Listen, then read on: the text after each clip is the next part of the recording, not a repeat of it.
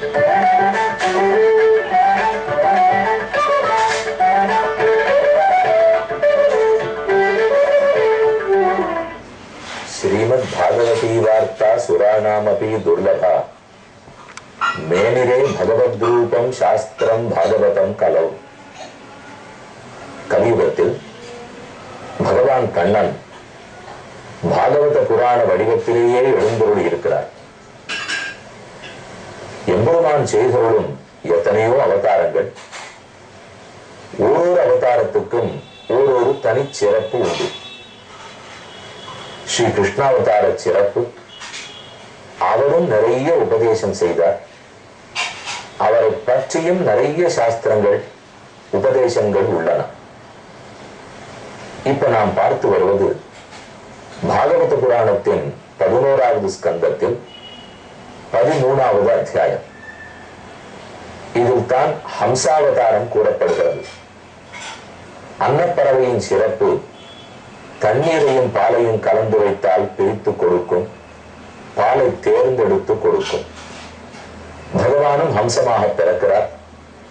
பிரம்மா முதலான தேவர்களுக்கும் அவருடைய குமாரர்களுக்கும் உபதேசம் பண்ணுகிறார். இதை சொல்லுவதற்குத்தான் இந்த அத்தியாயம். ஆனா அதற்கு முன்பாக முன்பகுதியில் சத்வம், ரஜசு, தமசு ஆகிய முக்குணங்களை பற்றியும், அந்த குணங்கள் இருக்கக்கூடிய காலம் எது, தேசம் எது, விரதம் எது, அனுஷ்டானம் எது, சாஸ்திரம் எது, தேவதை எது என்று இந்த ஒன்னொன்னிலேயும் எப்படி சத்துவகுணம், ரஜோகுணம், தமோகுணம் பாதிப்பை ஏற்படுத்தும், அதை புரிந்து கொண்டு நாம் எப்படி இருக்க வேணும்னு சொல்லி வருகிறார். எந்தெந்த விஷயத்தில் எப்படியது மாறுபடும் கருத்தை நேற்று நாம் சந்திக்கும் போது பார்த்தோம். இனி அடுத்து உத்தவருக்குள் கேள்வி. அர்ஜுனன் கண்ணனிடத்தில் கேட்டா போலேயே இவரும் கேட்கிறார். நல்ல வழியில வாழணும்னு எல்லாருக்கும் ஆசைதானே. புலன்களை அடக்க வேணும், மனது உன்னிடத்தில் நிலை நிற்க வேண்டும் என்று இப்ப ஆருக்குத்தான் ஆசை இல்லை. அடியனுக்கு இல்லையா, இல்ல உங்க எல்லாருக்கும் தான் இல்லையா? ஆனா ஏனோ தெரியவில்லை, மனம் அடுங்க மறுக்கிறது. புலன்கள் தன் வழியில் தான் ஓட பார்க்கின்றன. நமக்கு ஏதாவது ஒரு சுலபமான வழியை பகவான் காட்டுவிட்டால் நாமும் மனத்தை அடக்கத்துக்கு தானே ஒத்துக்கொள்வோம். வழி தெரியாததுனால தானே துன்பப்படுகிறோம். இதை அர்ஜுனன் கண்ணனிடத்தில் கேட்கும் போது, தஸ்யாகம் நிகிரகம் மன்யே வாயோரிவ சுதுஷ்கரம். மனதை அடக்குவது சுலபம் அல்ல. சூறாவளி காற்றில் ஒரு பொருள் அடித்து செல்லப்படுமானால் அது தானே என்ன முயற்சி எடுத்தாலும் சூறாவளியிலிருந்து, பெருங்காற்றிலிருந்து தப்பிக்க முடியாது. அதுபோல நானும் சம்சாரம் என்னும் சூறாவளியில், அகங்காரம் அமகாரம் என்னும் பெருங்காற்றில், காம குரோதம் என்னும் நெருப்புக்கு நடுவில் அகப்பட்டிருக்கிறேன். இதிலிருந்து காத்து கொள்ள வேணுங்கிற விளைவு இருக்கிறது, விருப்பம் இருக்கிறது. விருப்பம் இருந்துட்டா சுழல்லேருந்து வெளியில வர முடியாதே. ஆசை இருக்குங்கிறதுக்காக சூறாவளியிலிருந்து தப்பிக்க முடியாதே. யாராவது ஒருத்தர் நம்மை காப்பாற்ற வந்தால்தான் நாம் தப்பிக்க இயலும். நீ வருவாயா, யார் வந்து என்னை காப்பாற்றுவார்கள் என் அர்ஜுனனும் கண்ணனை கேட்டார். தற்போது உத்தவரும் அதே ஸ்ரீகிருஷ்ணனை கேட்கிறார். இதிலே 2 பேருக்கு தேவை. ஒன்று நாம், சூறாவளியில் அகப்பட்டுக் கொண்டிருக்கிற நாம். மற்றொன்று இதற்கு வெளியே இருக்கக்கூடிய கண்ணன். அவருடைய அருளாலதான் நாம வெளியில வரப்போறோம். ஆனா அதற்கு நாம் என்ன செய்ய வேண்டும்? நாம்ங்கிறதுக்கு நமக்கு ஒரு பொறுப்பு உண்டு. நாம் என்ன செய்ய வேணும்ங்கிறத உத்தவர் கேட்கிறார். கண்ணன் ரொம்ப எளிதான ஒரு வழி சொல்லியிருக்கார். கண்டிப்பா இந்நிகழ்ச்சியை பார்த்துட்டு இருக்கிறார் அனைவரும் அதை நன்கு மனத்தில் தேக்கி கடைபிடித்தால் தாராளமாக கண்ணனுடைய அருளாலே நம் மனமும் புலன்களும் பிராணங்களும் மொத்தமுமே கட்டுப்பாட்டுக்குள் வரும். 8வது ஸ்லோகத்தில் உத்தவர் கேட்கிறார், விதந்தி மர்த்தியாக பிராயேண விஷயானு பதமாபதாம் ததாபி புஞ்சதே கிருஷ்ண தத்கதம் ஸ்வகராஜவது. எனக்கு ஒன்று புரியவில்லை. யாரும் உலக இன்பத்துக்குன்னு ஆசைப்படாட்டாலும் ஆனா அதை பிடித்து தள்ளப்படுகிறோம். எதனால் தள்ளப்படுறோம்? ஏன் பெருமானிடத்துல விருப்பம் வர மறுக்கிறது? ஏன் ஆன்மீக புத்தி சுலபத்துல வரமாட்டேங்கிறது? உலக படிப்பின் பக்கம் இயற்கையோட ஓடிவிடுறோமே. ஆனா பகவானை பத்தி தெரிஞ்சுக்க கட்டப்பட வேண்டி இருக்கிறது. எதனால்? இது எதனால் நடக்கிறதுன்னு உத்தவர் கேட்கிறார். கண்ணன் பதில் கூறுகிறான். அகமித்யன்னதா புத்தி பிரமத்தஸ்ய யதா ஹிருதி உத்சர்பதி ரஜோகோரம் ததோ வைகாரிகம் மனஹ. ரொம்ப சுலபம் உத்தவா. தேகமே ஆத்மானு தப்பாக புரிந்து கொண்டிருக்கிறோம். அந்த எண்ணம் போய் தேகத்தை காட்டின ஆத்மா வேறுபட்டவன்னு புரிஞ்சு விட்டாலே நீ சொல்ற வழிக்கு கண்ட வழிக்கு போகவே மாட்டீர்கள். தேகத்தின் வழி சொல்கிறீர்கள், தப்பா போறது. பகவானின் வழி வரவில்லை, ஆகையாலே தப்பாக போகிறது. தேகத்தின் வழி போகாமல் பகவான் வழி போக வேண்டும்னால் போகணுங்கிற முடிவெடுக்கிற நான் ஒருத்தன் உள்ளேன். அவன் தேகத்தை காட்டிலும் வேறுபட்டவன், பகவானுக்கு அடிமை. நான் இரண்டுக்கும் நடுவில் இருக்கிறேன். இந்த பக்கம் கைகோர்த்து கொண்டால் அப்ப உடம்பு இன்பத்தோட வாழ்ந்து வேண்டிதான். பகவான் பக்கம் கைகோர்த்து கொண்டால் உயர்ந்த வைகுந்தத்தை அடையப் போகிறேன். ரெண்டில் எதுங்கிற முடிவை நான் தான் எடுத்தாகணும். முடிவு உத்தவா என்று கண்ணன் கூறினார். உத்தவருக்கு சிரிக்கிறதா அழறதா தெரியல. முடிவெடுக்கணும்னு புரியுது. ஆனா முடிவை தப்பா எடுத்து விடுறேன்னு தான் இப்ப கவலையே. முடிவு எடுக்கணும்னு தெரியுது, முடிவெடுக்க போச்சே தவறு விடுகிறது. இதற்கு என்ன வழியினால் தப்பில்லாம முடிவெடுக்கிறதுக்கு உன் மனத்தில் பலம் வேணும் உத்தவா. அதுவும் புரியுது. மனோபலம் எப்படி வரும்னு தெரியலையே. மனம் உறுதியோடு இருந்துட்டால் சரியான முடிவு எடுத்துருவோம். யார் என்ன சொன்னாலும் மனம் அந்த வழி போறதே. எடுப்பார் கை பிள்ளைன்னு சொல்லுமா போலே. இவர் ஒண்ணு சொன்னா அதை பண்ணி பித்தம் தெரியுமான்னு பாக்குறோம். அவர் ஒண்ணு சொன்னா அந்த மருந்த சாட்டா தெரியாதுமான்னு பாக்குறோம். எல்லாரும் ஒன்றாக சொல்ல மறுக்கிறார்கள். ரெண்டு ஜோசியக்காரா ஒரு அபிப்பிராயம் சொல்ல போறதில்லை. ரெண்டு வைத்தியர்கள் ஒரே மருந்தை கொடுக்க போறதில்லை. ரெண்டு உபன்யாசகர்கள் ஒரே அர்த்தத்தை சொல்ல போறதில்லை. ஏதும் இல்லை. அப்ப நாம மறுபடியும் சூறாவளியில் ஆக்கப்பட்டு விட்டோமே. மனோபலம் வேணும்னு தெரியறது. என்னால் வாஸ்தவம் யாரிடத்திலோ கேட்பது ஒரு புறம் இருக்கட்டும். உன் மனத்தின் பலத்தை வரவழைத்துக் கொள்ள உனக்கு ஒரு தியான யோகத்தை சொல்லுகிறேன் கேள். நான் சொல்லபடி பண்ணியானா உன் மனமே அழுக்கு கலந்து போய் தெளிந்த மனமாகி போகும். கண்ணன் கூறுகிறார். கரோதி காமவசத கர்மாணி நவிஜிதேந்திரியா துக்கோத கர்மாணி சம்பஷன் ரஜோவேக விமோகிதா. எப்ப உடலே ஆத்மான்னு நினைத்தானோ உடல் இன்பத்துக்காக ஆத்மா அதன் வழி போகிறது, மனம் அதன் வழி போகிறது. காம குரோதங்களுக்கு ஆட்படுகிறான். தேகத்தை சந்தோஷப்படுத்த செய்யக்கூடாதவைகளை செய்கிறான். இதனால் பாவ புண்ணியங்களை தேடுகிறான். இப்ப நமக்கு தேவை மனதில் வலிமை, உறுதி. தேகத்தின் வழி போக போவதில்லை. புலன்களும் மனமும் பெருமானிடத்தில் ஈடுபட வேண்டும். இந்த உறுதி நம்மிடத்தில் எப்படி வரும்? வழி கூடுகிறார்.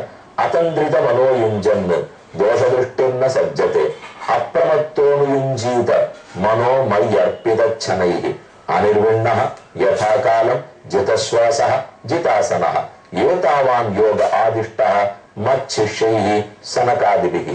பெரிய பெரிய யோகிகள் பண்ணிருக்கிறத உனக்கு சொல்லிக் கொடுக்கிறேன். முதலில் ஓரிடத்தில் அமர வேண்டும்.